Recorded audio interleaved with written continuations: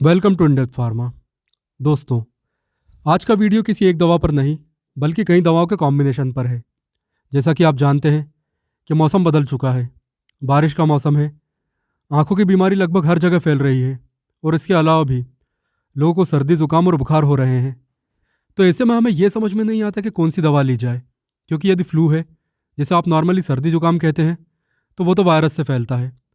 सर्दी जुकाम से आने वाले दूसरे लक्षण जैसे कि टॉन्सिल दर्द करना, कान में पानी भर जाना या कान में संक्रमण होना या दूसरे भी कुछ, ये सभी बैक्टीरिया से फैलते हैं।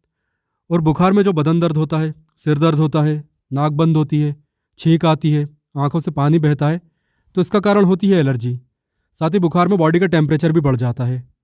तो इनके लिए एंटी एनाल्जेसिक, एंटीपायरेटिक, साथ ही एंटी एलर्जिक जैसी दवाएं भी आपको मार्केट में उपलब्ध हैं। लेकिन सबसे बड़ी बात यह है कि कौन सी ली जाए। इसलिए आज हम इस वीडियो में सर्दी जुकाम और बुखार के लिए सबसे ज़्यादा उपयोग की जाने वाली ओटीसी दवाओं की जानकारी लेने वाले हैं। लेकिन इससे पहले मैं आपको ये बता दूं कि ये वीडियो केवल एजुकेशनल पर्पस के लिए है।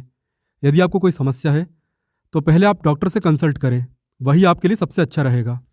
तो चलिए, अब मैं आपको बहुत ही सरल ढंग से समझाता हूँ।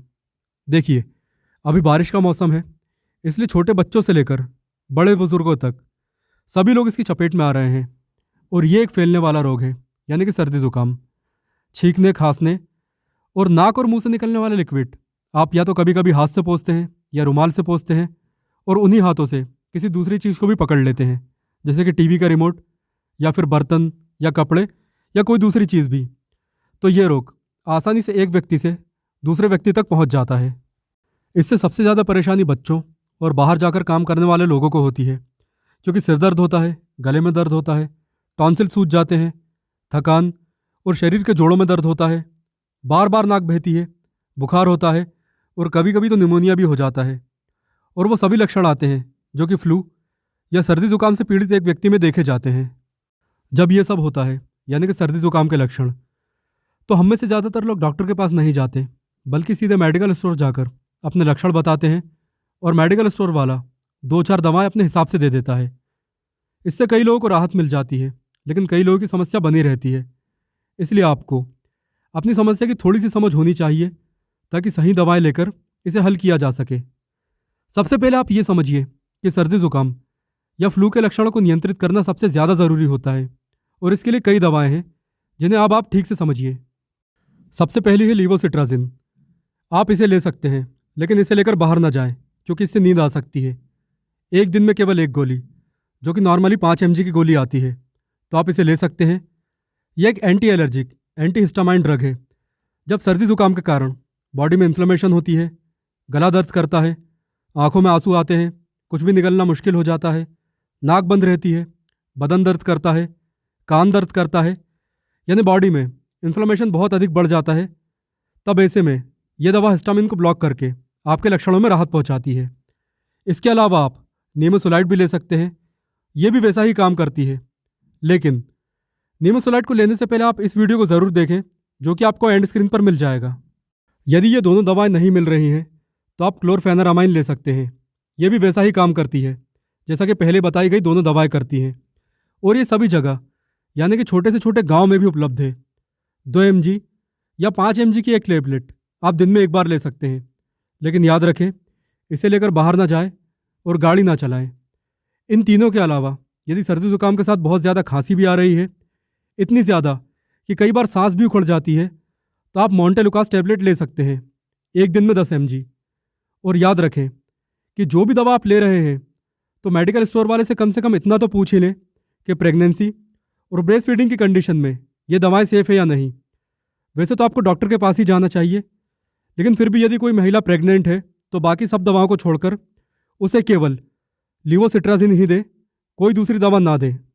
अब हम इन दवाओं के कॉम्बिनेशन की बात करते हैं, और स्पेसिफिकली उन दवाओं की जिन्हें आप ले सकते हैं।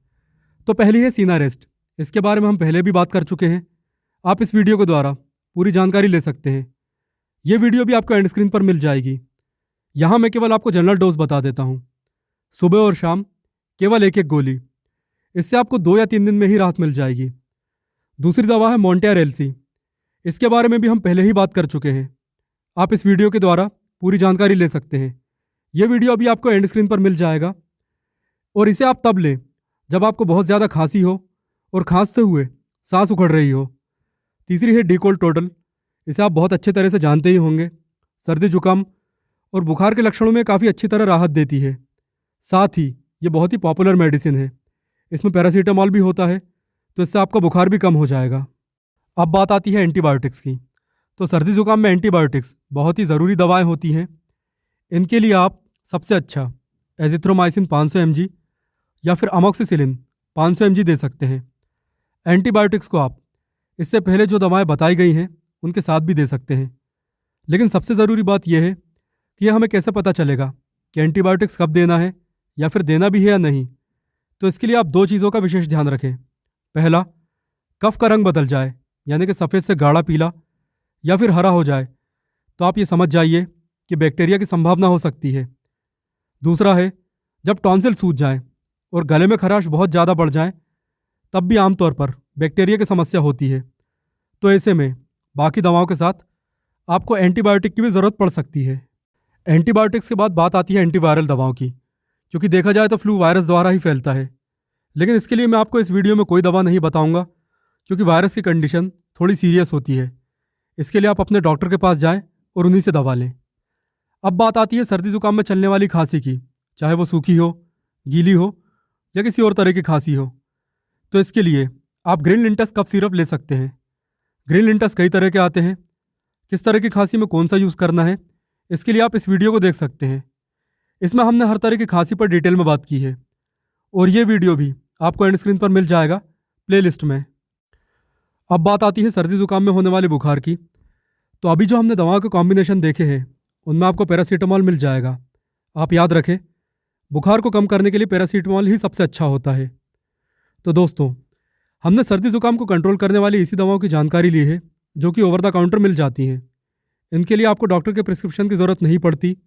लेकिन अगर आपका सर्दी जुकाम 6 या 7 दिनों के बाद भी बना हुआ है तो आप डॉक्टर से ज़रूर मिलें, क्योंकि आपको हो सकता है कि स्पेसिफिक दवाओं की और एंटीबायोटिक या फिर एंटीवायरल दवाओं की ज़रूरत हो, जो कि आपको आपका डॉक्टर ही सही तरीके से बता सकता है। अब दवाओं के बाद हम होम रेमेडीज़ की भी बात कर लेते हैं। तो आप कोशिश करें कि घर पर ये दूसरे लोगों को ना फैले। मास्क लगाएं, साबुन से बार बार हाथ धोएं, नीम, तुलसी, अदरक या फिर इन सब का काढ़ा बनाकर या चाय बनाकर पिएं। ठंडे पानी से ना नहाएं। चेहरे पर गर्म कपड़ा या टॉवल रखें, इससे राहत तो मिलेगी ही, साथ ही नाक खुलने में भी थोड़ी आसानी रहेगी। इसके अलावा बच्चों की नाक पर विक्स वगैरह ना लगाएं। हालांकि सीने पर थोड़ी सी विक्स लगा सकते हैं। और हाँ, हल्का गर्म पानी भरपूर मात्रा में पिएं, नहीं तो कमज़ोरी बढ़ सकती है। तो दोस्तों, इसी जानकारी के साथ इस वीडियो को यहाँ समाप्त करते हैं। सर्दी जुकाम के लिए आप इन दवाओं और होम रेमेडीज़ का एक साथ यूज़ कर सकते हैं। आपको बहुत अच्छे रिजल्ट मिलेंगे। और इस वीडियो में जिन दवाओं के बारे में बताया गया है, सभी की डिटेल में जानकारी आपको एंड स्क्रीन के माध्यम से मिल सकती है। और यदि ये वीडियो आपके लिए हेल्पफुल है तो इसे लाइक करें और चैनल को सब्सक्राइब करना बिल्कुल भी ना भूलें। And thanks for watching this video.